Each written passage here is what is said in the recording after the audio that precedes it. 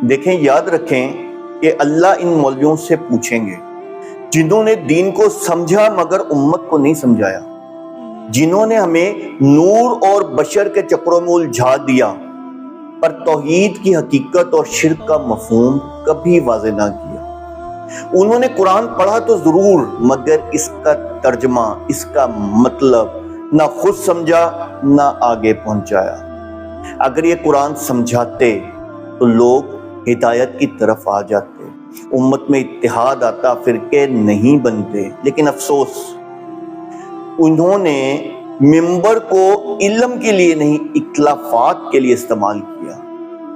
और अब अल्लाह इनसे पूछेंगे कि तुमने मेरे दीन को रसूमात तक क्यों महदूद कर दिया, कुरान को जीनत ताक क्यों बना दिया, उम्मत को हिदायत से क्यों दूर रखा।